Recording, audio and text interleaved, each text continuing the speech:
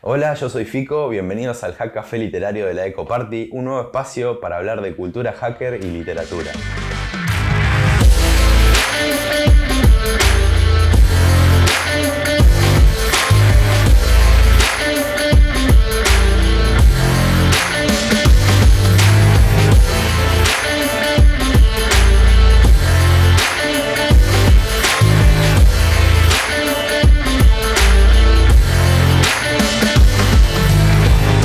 Hola, yo soy Fico, bienvenidos a un nuevo episodio de Hack Café Literario de Eco Party, un espacio para compartir sobre cultura hacker, literatura, entre otras cosas. Hoy estamos con Natalia Suazo, consultora en política tecnológica, directora de la agencia Salto y, por supuesto, autora de varios libros sobre tecnología. Hola Nati, ¿cómo estás? Bienvenida. ¿Cómo te va? Muy Bien. bien, gracias por la invitación. No, gracias a vos por venir a compartir un café y sobre todo a compartir sobre tu experiencia como autora y sobre otros temas de tecnología. Primero quiero empezar por tus libros, ¿no? Que me cuentes cuáles son, cómo se llaman y el porqué de cada uno. Son guerras de internet y los dueños de internet por ahora, porque la verdad es que tengo muchas más ideas y ganas de seguir escribiendo, pero la verdad es que hago muchas cosas, entonces necesitaría tiempo, que alguien me pague el tiempo para dejar de hacer las otras cosas. Bueno, una negociación personal, pero eso es aparte. Y en realidad los escribí porque yo necesitaba, tal vez por mí, porque venía escribiendo sobre cuestiones que tenían que ver con la tecnología, con cuestiones de internet, de una forma no celebratoria. Yo me metí en temas de tecnología porque mi principal interés, preocupación, son las cuestiones del poder. Los politólogos, nuestro objeto de estudio es el poder, las relaciones de poder.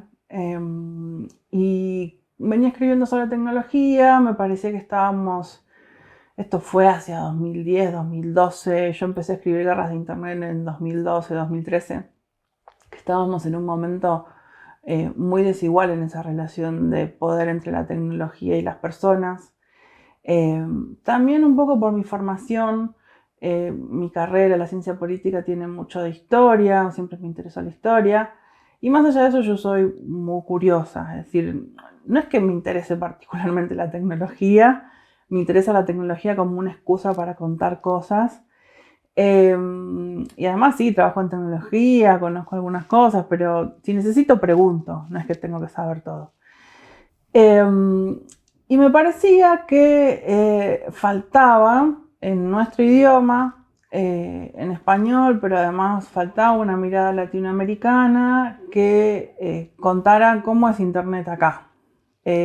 Porque si no, lo que suele pasar es que nos pasamos citando a gente de afuera, compramos mucho, no solo la ideología, sino la forma de pensar de afuera. Bueno, puede tener cosas de las que aprender, por supuesto. Yo viajo mucho por trabajo, estoy todo el tiempo con gente de distintos países, eso está buenísimo. Pero me parecía que había que construir esta mirada. Entonces, Guerras de Internet, el primer libro, tiene mucho de la infraestructura, lo escribí en el momento post-Snowden, post-Wikileaks, estaba también en un momento que, igual en ese momento a mí nadie me daba bola cuando yo escribía de esto, cuando yo publicaba en esa época en Brando, una revista que ya no está, pero que fue muy buena para mí, y cuando yo publicaba cosas sobre Wikileaks, sobre Anonymous, qué sé yo,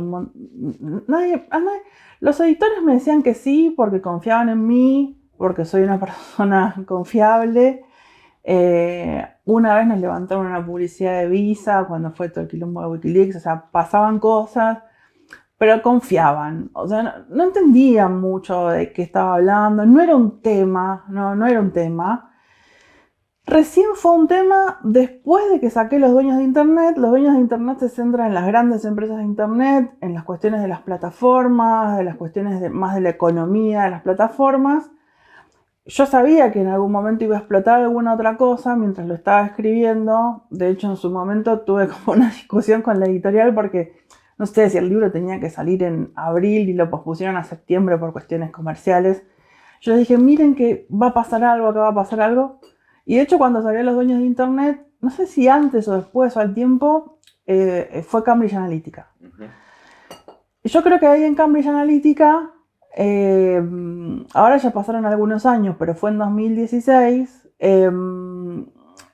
después de eso empezó a tomarse un poco más de noción de lo que estaba pasando, como que las personas comunes o gente que antes no le interesaba empezó a ver también que allí tal vez en todos estos datos que se acumulaban había un problema, había algo que te tocaba, que te pasaba de cerca. Yo nunca estuve muy de acuerdo con enfrentar estos temas desde la cuestión del miedo ni de la manipulación, sino todo lo contrario. Yo en el primer libro digo que las cuestiones tecnológicas tienen como dos emociones, ¿no?, que provocan. La de la libertad es todo lo vamos a hacer con tecnología, entonces va a ser, está buenísimo, la tecnología tenemos que usar para todo y está buenísimo, está todo perfecto, el tecnooptimismo. Y después el miedo. Yo no encaro nada con miedo. Entonces, cuando fue la Cambridge Analytica, me pasaba eso, ¿no? Que yo decía, pero, pucha, tenemos que encararlo de otro lugar. Por suerte yo ya venía escribiendo de esto y yo ya también venía trabajando. Yo trabajo digamos, con distintas organizaciones en cuestiones de las políticas de Internet. Y entonces también podíamos decir, y podía yo decir, o podía colectivamente decir, estamos haciendo algo con esto, que no es solamente preocuparnos. Porque yo siempre escribí estos libros con la intención de que, estos libros y todo lo que hago, con la intención de hacer algo con esto, ¿no? De que la gente los leyera. Ahora creo que ya ni siquiera están físicamente en las librerías, pero que la gente se los descargue y haga algo con esto. Una de las cosas más lindas que me pasan con los libros es que mucha gente más joven que yo tengo 43, pero me cruzo todo el tiempo gente más joven que yo que me dice que a partir de esto trabaja en algo que tiene que ver con, no sé, con alguna lucha política que tiene que ver con la tecnología, y eso está buenísimo. Y cumplieron su misión. Se usan mucho en las escuelas.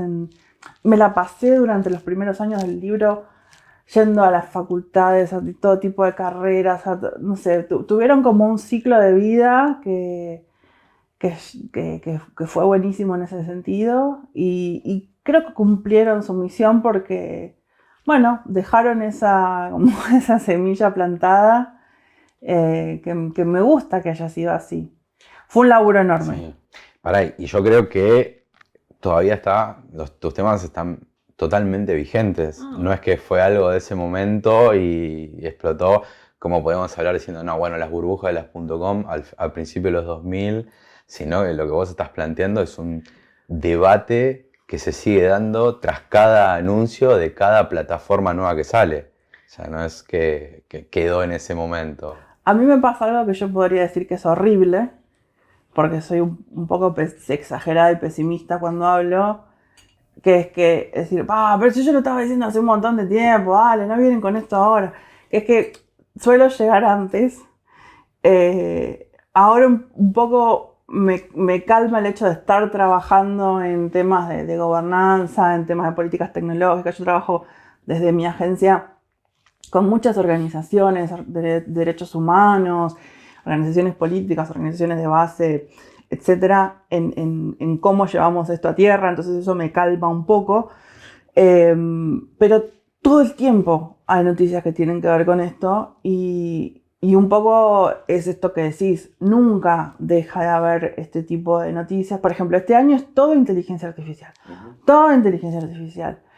Está bien. Yo entiendo que sea todo inteligencia artificial. No sé, yo en Los Dueños de Internet hay un capítulo que es de decisiones automatizadas, inteligencia artificial, acumulación de datos, qué pasa con eso. El libro salió en 2015, en 2018 salió Los Dueños. no sé, hace un montón que eso está escrito. Y no es por decir hace un montón que está escrito, pero hay momentos en que todo el mundo habla de las mismas cosas.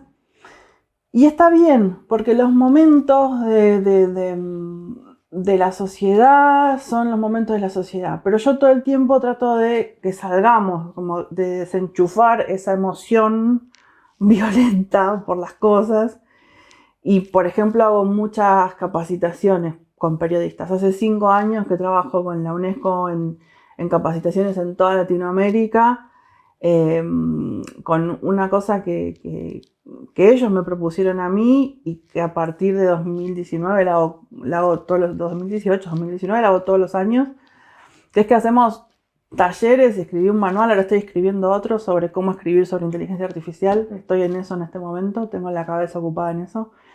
Pero es cómo escribimos de tecnología sin la voz de la corporación atrás. Cómo hacemos nuestra voz, cómo hacemos notar nuestra voz, cómo creamos historias que tengan que ver con lo que te pasa todos los días. Porque la inteligencia artificial, si no es, no sé, yo conozco amigas no sé, familiares míos que manejan un Uber, que el algoritmo las califica mal y se quedan sin laburo y tienen 2 pibes. Entonces, si no hablamos de esas cosas en las historias y hablamos todo el tiempo de inteligencia artificial generativa, no estamos hablando de nada.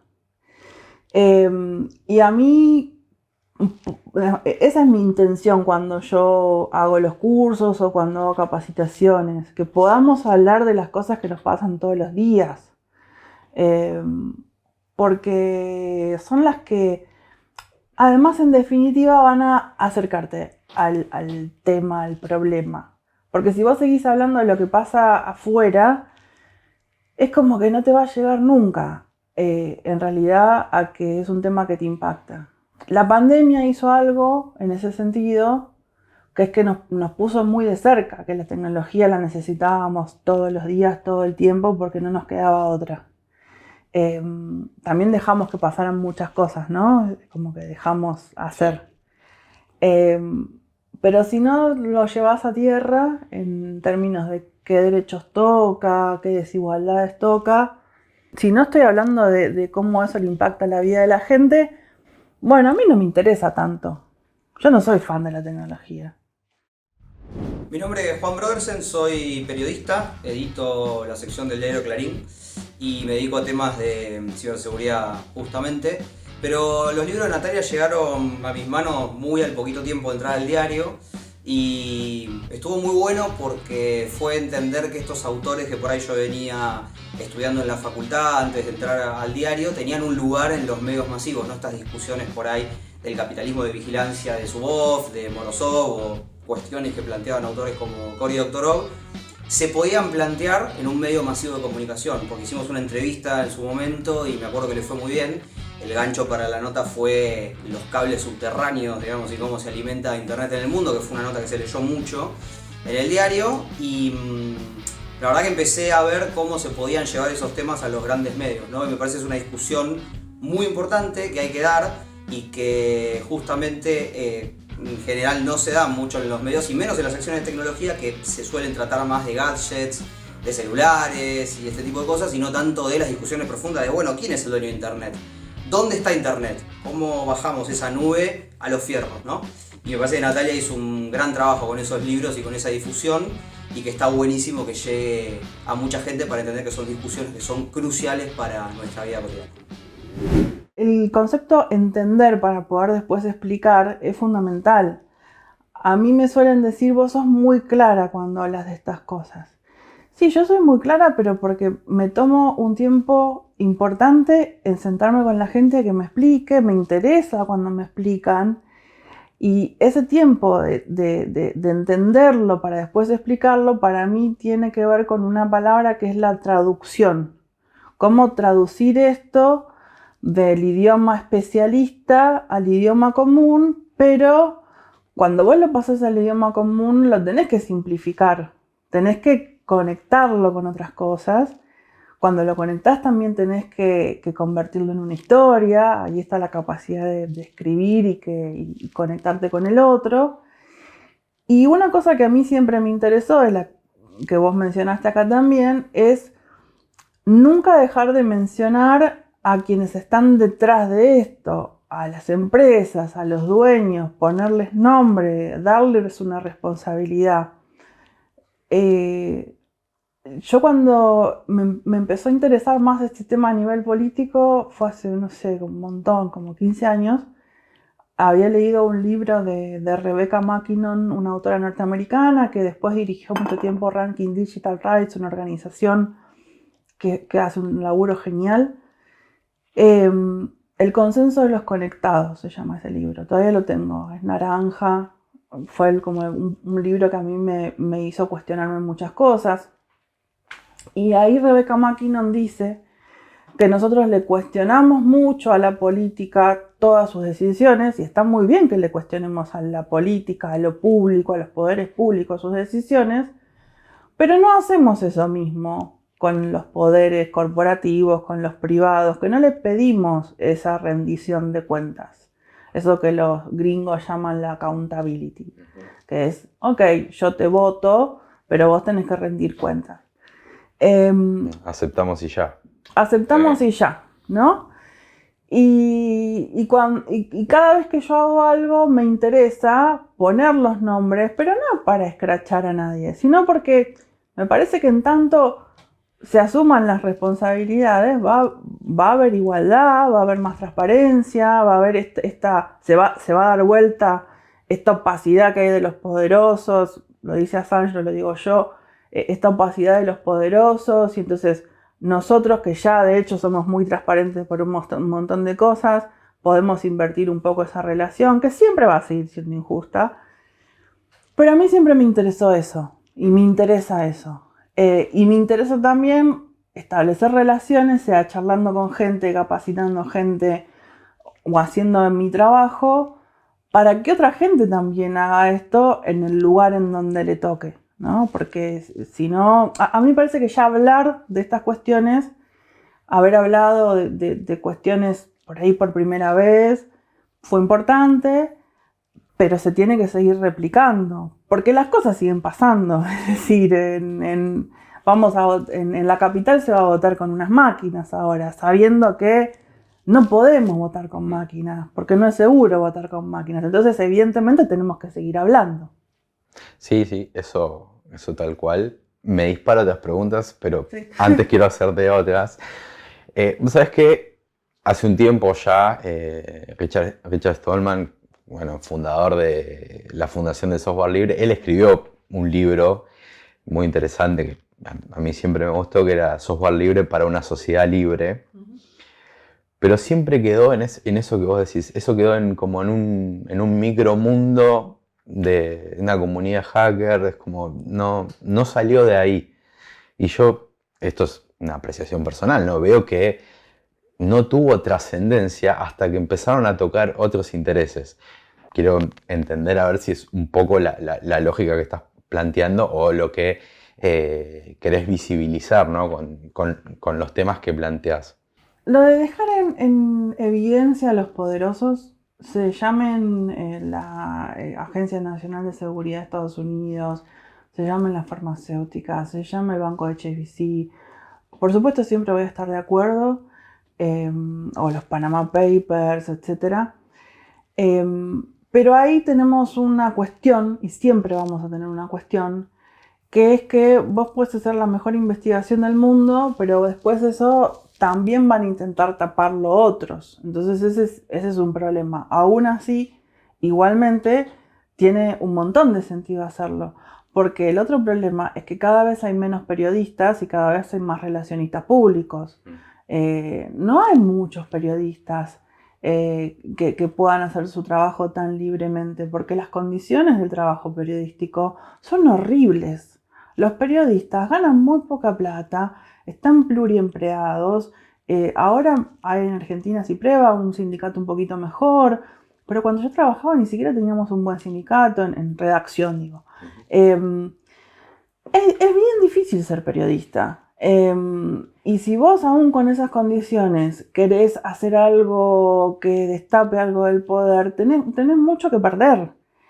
Eso no es sencillo, por un lado está esa dificultad. Siempre hablar del poder es difícil porque los poderosos siempre van a taparte de alguna manera. Los relacionistas públicos te van a tapar de alguna manera. Por otro lado, el periodismo de tecnología es muy poco. O sea, yo te puedo contar con los dedos de la mano los periodistas que realmente hagan periodismo de tecnología. La mayoría de ellos hacen relaciones públicas y publican cosas y son invitados a viajes. O sea, yo, mi primer libro, Guerras de Internet, me conseguí ir a un par de congresos porque me invitaron como periodista y después lo hice con tiempo que saqué de otro trabajo que yo tenía y lo hice un poco así. Porque si no estás muy condicionado, muy condicionada.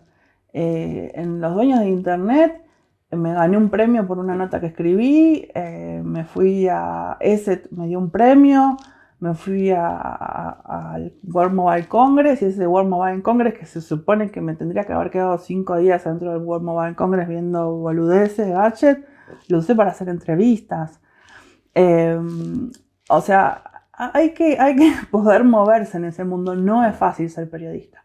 Pero cuando suceden estas cosas, estas noticias que están 3 días en los medios como Cambridge Analytica o no sé, Twitter lo compra Elon Musk, entonces censuran, no sé, sacan a Trump de Twitter. Son ventanas de oportunidad para hablar de las cosas. Yo no sé, me llaman muchos medios, hablo con medios, son como semanas, siempre me acuerdo de esas semanas. Ubico las fechas en el calendario porque me acuerdo esas semanas que me la paso hablando con gente. Y mientras vas hablando de esas cosas, hablas de, bueno, la protección de los datos personales, la privacidad. Siempre hay alguien que te pregunta, bueno, ¿y qué tips nos podés dar para...? Bueno, yo odio que me pregunten sobre tips porque es como una pregunta re corta, pero son los tiempos de los medios. Y en medio de esas conversaciones, con esas noticias, vos podés decir algo que a la gente le haga pensar en, che, no sé, de la misma forma que me preocupo de no comprar no sé qué en el supermercado porque lo hace, no sé, una multinacional del horror o no sé. Me puedo preocupar por esto que tengo dentro del teléfono o puedo, no sé, fijarme en esto un poquito más. Son momentos, son ventanas y hay que aprovecharlos como tales. Porque si no también está esa cosa de ponerse en el pedestal, de decir, no, bueno, claro, no te da nadie bola y ahora te da bola con esto. Hay que aprovechar esos momentos. Yo siempre aproveché esos momentos porque me parece que son importantes para poder generar una oportunidad de conversación crítica sobre estos temas que en general no se hablan o que parece que no tienen nada que ver con los derechos de las personas y tienen un montón que ver. No son los más importantes, no son los únicos, pero en esas situaciones, en donde están 3 días hablando de la misma cosa, alguien te puede escuchar, porque me pasa, porque me escuchan, porque me mandan mensajes, me dicen algo. No sé, o una maestra me dice a partir de eso que dijiste, que te escuché, pude plantear una situación en la clase para trabajar con los chicos este tema. Y esa es la validez. Salirte un poco del hype de la tecnología, de que todas las noticias sean el lanzamiento de esto, el lanzamiento del otro, que está clarísimo que no me importa, y poder ver estas cuestiones, ¿no? Que tienen que ver con vos. Entonces me parece que tienen utilidad en esos momentos. Es medio como el nunca pasa hasta que pasa. Sí. Y en el que, cuando pasó diciendo, ahí es noticia, pero pará, sí. Vengo hablando hace tanto tiempo y ahora que es noticia, pero bueno, eso suele pasar.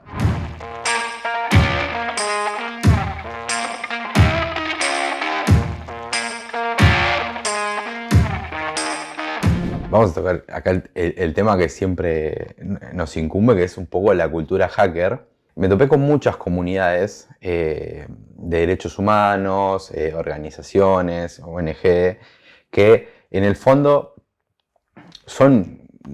terminaron o empezaron o naciendo, tuvieron su génesis como grupo de hackers para poder apoyar estas cuestiones con el tema sobre todo del periodismo en lugares en el cual hay mucha censura o que hasta tu propia vida está en riesgo. Entonces, siempre estuve muy en contacto con esos grupos, pero quería preguntarte a vos tu opinión acerca de esos hackers que dedican su tiempo a desarrollar y programar y crear herramientas para que se pueda hacer periodismo al menos de forma segura. No digo rentable, quizás tendría que... Lo sano sería que estemos hablando de eso, pero estamos hablando como de un paso atrás. Que sea seguro, que se les respeten los derechos humanos y puedan hacer el periodismo en paz.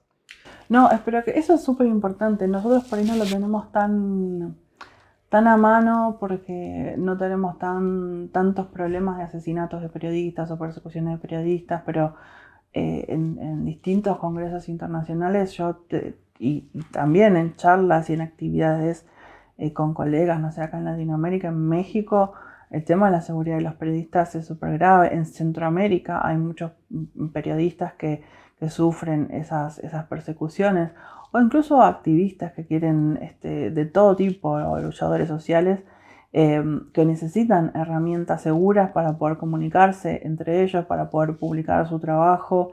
Yo siempre creí que difundir el trabajo de las personas que trabajaban en temas de seguridad para la comunicación, por supuesto, desde ya que me parece valiosísimo dedicar el tiempo a estas cuestiones, pero además me parece que es una militancia importantísima. Siempre traté de difundir ese tipo de cuestiones que son además fundamentales, que además es fundamental poder llevarlas a las comunidades para que puedan trabajar de manera más segura. Y lo vemos, acá en Latinoamérica, como te decía, Centroamérica, México son países que tienen que trabajar de esa manera, las organizaciones tienen que trabajar de esa manera, pero incluso en nuestros países donde vivimos un clima de un poco más de libertad, también tenemos que conocer esas herramientas, porque es necesario eso. Y vos me decías que no tal vez para una razón económica o para ganar mejor o lo que sea, pero proteger la vida también debería ser un fundamento. Sí. Entonces en esa protección de la vida hay algo súper valioso, y me parece que ahí el trabajo en conjunto de la gente como ustedes y de los periodistas, pero no solo de los periodistas, de cualquier persona que tenga una actividad política tomada políticamente como algo amplio. Digo, pues yo trabajo con mucha gente que se dedica a temas de derechos humanos o que trabaja en distintas agrupaciones de militancia o en sindicatos o en gremios. Para todos ellos es muy importante, y falta un montón por hacer, falta un montón por difundir cuáles son las herramientas seguras o las formas seguras de comunicarse con lo que tenés a mano, no yendo muy lejos. Es muy necesario eso en muchos lugares, incluso yo pienso en universidades, en un montón de lugares eso es importante, porque del otro lado también tenés a quienes pueden pagarlo, y hay mucha gente que no puede pagar por eso. Y yo que me vinculo mucho con gente que no puede pagar por eso, también ahí hay un derecho que falta, y ese derecho tiene que ver, por supuesto, con el derecho a la privacidad, y la privacidad como base para poder ejercer libremente la política, el pensamiento y muchos otros derechos humanos, ¿no? Entonces es súper importante lo que decís y es fundamental. Y eso me lleva a una pregunta. ¿Vos creés que con el correr de los tiempos y de la masificación o la masividad de todas las herramientas tecnológicas que estamos usando, la privacidad se va a convertir en un bien de lujo? O sea, con el cual básicamente terminemos en un sistema perverso en el cual hasta tengamos que pagar para poder tener derecho a la privacidad. Yo lo que creo es que la privacidad cambió muchas veces antes que ahora. Hay un problema con las cuestiones, y acá no hablo de tecnología ni nada. Me parece que para entender las cuestiones de tecnología hay que leer mucha más filosofía, hay que ver muchas más películas, leer muchos más libros, porque eso te da las respuestas a las cuestiones que son problemas de hoy de la tecnología, que te parecen problemas nuevos. Muchos de estos problemas no son nuevos. El concepto de privacidad cambió un montón de veces en la historia. Hoy estamos viviendo otro cambio de cómo nos concebimos. En una época muy individualista, por un lado, en la cual estamos un poco más encerrados, menos con otros, pero al mismo tiempo muy expuestos, un poco contradictoriamente. Y incluso para nosotros probablemente, la gente que nos rodea acá en este estudio, si nos preguntamos qué es para nosotros la privacidad, no va a ser lo mismo para todos. Ahora, junto con este cambio, yo creo que lo que siempre es importante para mí es que tengamos sobre la mesa las herramientas para decidir por nosotros mismos y que no sea una imposición. O sea, que no perdamos nuestra privacidad sin saber antes cuáles son las opciones que tenés sobre la mesa. Es como, no sé, vas al médico y te dice, estás enfermo de algo. Bueno, los tratamientos son este y este. Y vos, de acuerdo a eso, decidís. A mí lo que me asusta, y ahí sí voy a hablar de miedo y de susto, es que no tengamos noción y no podamos decidir sobre nosotros mismos. Entonces, yo tomo decisiones sobre mi privacidad. Hay gran parte de mi vida privada que no la conoce nadie y no la va a conocer nadie nunca. Y es una decisión que yo tomo. Si otra persona toma otra decisión respecto de su vida privada, está bien que la tome, pero lo importante es que tome esa decisión informadamente y que si un día quiere no hacerlo, no lo haga y que tenga un porqué. Y que lo puedan hacer las personas jóvenes y las personas adultas. Pues también una cosa que a mí me pasa cuando hablo de estos temas es que parece que todos los jóvenes saben cómo hacerlo. Perdón, al revés, que todos los adultos saben cómo hacerlo y que son los jóvenes los que tienen que aprender a hacerlo, ¿no? Y que los adultos sabemos todo respecto, ¿no? Sí. Esta idea del nativo digital, de los pibes que... No hay nada dado. Todo tiene que ser discutido para generar una conciencia crítica. Porque si no lo hablas, si no lo cuestionás, si no hay un cuestionamiento, no hay una posibilidad de elegir. Para mí el miedo es ese, que no podamos elegir.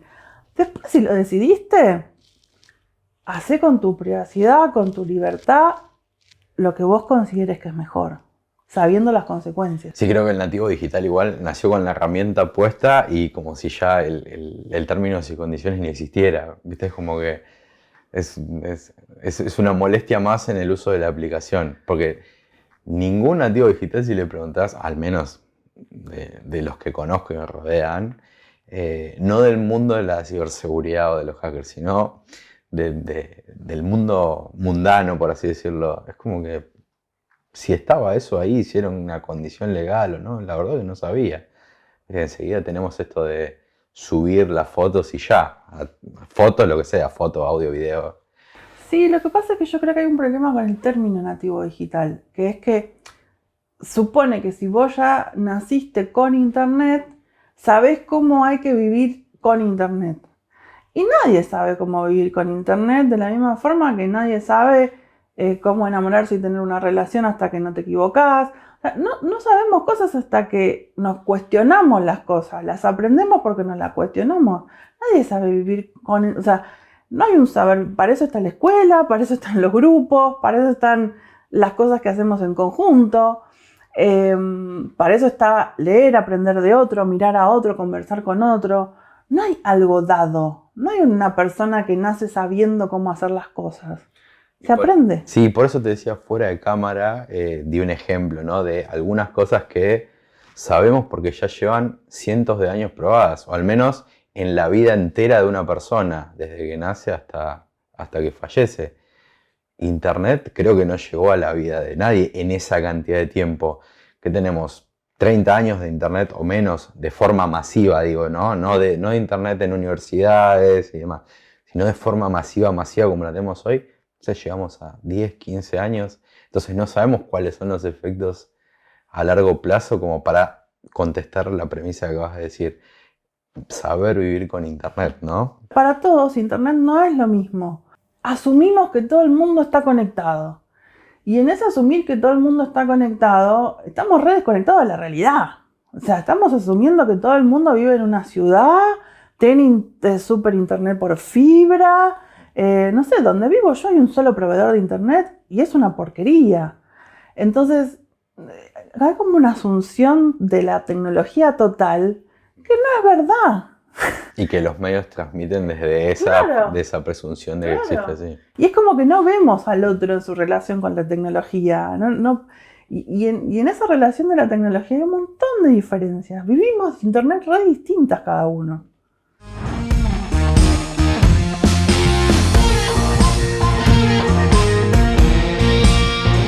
Bueno, ya hablamos de bastantes temas, pero no tocamos uno importante que te lo deslicé así muy por debajo de la mesa, pero no dije, no pregunté en realidad cuál era tu opinión. ¿De qué pensás acerca de los hackers, ¿no? Si son héroes o villanos. A ver, no me parecen villanos más que cualquier otro villano, pero además siempre ha sido una palabra muy malinterpretada. Me acuerdo que hace un montón de años, no sé, más de 10 años, hice un glosario a propósito en Brando. Tiene que estar esa edición de Brando, en donde justamente hacíamos un diccionario de todas las palabras del mundo hacker, para que no se tomara como solamente el hacker de la película, con la capuchita, el estereotipo, eh, y que en, digamos, toda la cultura del cine y además de lo que se busca, siempre persiguiendo a la gente que hace cosas distintas o que innova, quería reflejar o quiere reflejar o se busca perseguir, que para mí tiene que ver mucho con perseguir la creatividad, porque en general los hackers, llamémoslos así en términos generales, ¿no? Sí. Para mí hay muchísima creatividad en el trabajo del hacker, para resolver los problemas, para probar. Hay mucha paciencia, hay mucho pensamiento lateral. Y además es una comunidad, por lo poco que yo conozco, hay mucha diversidad, justamente por esa reivindicación de la libertad que creo que existe en la comunidad, que tiene mucha diversidad de opiniones políticas. Además de dedicarle tiempo de tu vida y conocimientos que te llevó muchísimos años aprender, a algo que tiene que ver con lo público, ¿sí? Con algo que afecta a todas las personas y a los derechos de todas las personas. Que vos, en un mundo tan individualista, donde todo se cobra, donde hay que pagar por todo, tan privatizado, puedas decir, le dedico un tiempo de mi vida, 2, 3 días de mi vida, a ver cómo está funcionando esto y ponerlo sobre la mesa para que otros lo puedan conocer, ya es un montón. Entonces ahí no puede haber un villano, ahí tiene que haber una persona por lo menos preocupada por lo que lo rodea.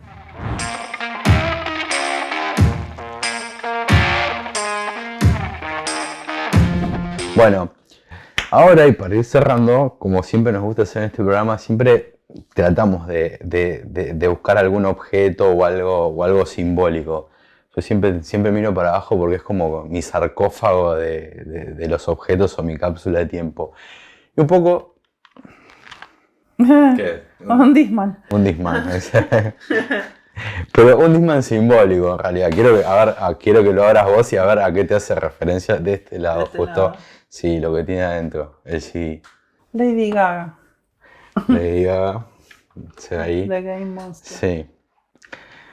Porque justo este CD particularmente es el que Manning, el soldado, Uh-huh. que... Mira, sí, es cierto.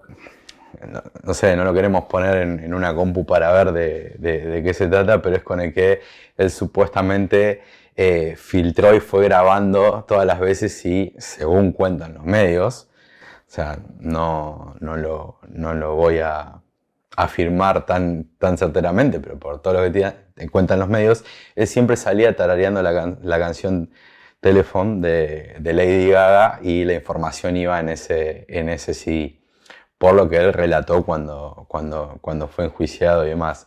Y con esto, bueno, quería preguntarte también, porque no hablamos justamente ni de Assange, ni de Snowden, o sea, ni de Chelsea. sí, de Chelsea, que es que fue, bueno, primero vino la gran filtración de Wikileaks, y cuando salió la información y después pasó todo lo que pasó con Snowden y demás, que bueno, ambos al día de hoy siguen siendo perseguidos, ¿no? y no voy a repreguntar acá héroes o villanos, No. sino que una opinión nomás de gente que la verdad que sí puso su vida en juego para demostrar ciertos puntos sobre el manejo de la información y el poder con que ellos se manejaban, ¿no? Exponer un poco el poder. Sí, a mí no me acordaba que había sido con este CD, está buena la referencia. A mí me parece además que en el caso de Chelsea Manning, que ella ahora haya podido rehacer su vida, que esté fuera de la cárcel, que esté haciendo cosas que le gustan. Lo mismo Snowden, ¿no? También perseguido, no en su país, pero digamos, ellos dos, más jóvenes, con otro contexto, bueno, los veo también, no sé, veo a la mujer de Snowden que sube fotos con los hijos, y un poco ahí hay algo de alegría dentro de todo, o de, no sé, cierta felicidad después de lo que pasó. Lo de Assange no, lo de Assange es todo de una injusticia absoluta. Porque bueno, justamente hicieron esto de lo que estábamos hablando, pusieron fuera del oculto a gente que quería estar muy oscura y además incidieron en la política, porque eso es lo que muchas veces no se ve, es que las acciones de ellos influyeron, por ejemplo, en cómo después se vio la guerra en Estados Unidos, la guerra de Afganistán, de la misma manera que antes con los escándalos de Richard Nixon tuvo que renunciar. O sea, me parece que ahí en esa conexión del trabajo que ellos hicieron y su acción política, muchas veces está esta subestimación del hacker o de la persona que hace un trabajo, pero que está pensando que eso va a liberar a la gente de la opresión y que hay que reivindicarlo. Pero también pienso en las personas que hoy están haciendo esas cosas, en la gente que hoy está defendiendo, no sé, los territorios porque no quiere que le saquen el litio para hacer más digamos, transistores o microprocesadores para la inteligencia artificial porque es un negocio en Jujuy, no sé, digamos, cosas que todavía siguen pasando y por las cuales va a haber que seguir luchando. Y me parece que también ahí hay una necesidad de que podamos seguir conectando estas acciones nuestras de cómo defendemos lo que tenemos con las acciones políticas. No sé, Argentina es la segunda reserva de litio del mundo. El litio es un mineral fundamental y esas cosas, esas luchas van a suceder en el territorio. Las luchas por cómo se explotan a trabajadores también en el mundo de la tecnología van a seguir existiendo. Y entonces me parece que va a haber otras personas como ellos. Tal vez es una expresión de deseo para terminar, porque creo que las injusticias van a seguir. Y como te decía, a mí verlos a Snowden, a Chelsea, como que me da alegría. También que ellos hayan podido tener una acción política y haber sido reivindicados. Assange también, por mucha gente, tal vez un poco tarde, ha sido reivindicado. Pero hay otras luchas también que suceden todos los días que me parece que necesitan reivindicación y sobre todo necesitan acompañamiento, ¿no? Porque eso también hacen las comunidades, acompañan a los que se atreven primero. Y visibilidad, claro, ¿no? Que ayudar a que todas esas cosas no se tapen. Bueno, Nati, muchas gracias por haberme acompañado en este café. La verdad que muy interesante todo. Espero ver tu próximo libro y que nos acompañes en otros encuentros más. Bueno, muchas gracias a ustedes y a vos, Fico, por la invitación. Nos estamos viendo. Bueno, gracias. Bueno, muchas gracias por habernos visto. Los invito a que se suscriban y nos vemos en un próximo episodio de Hack Café.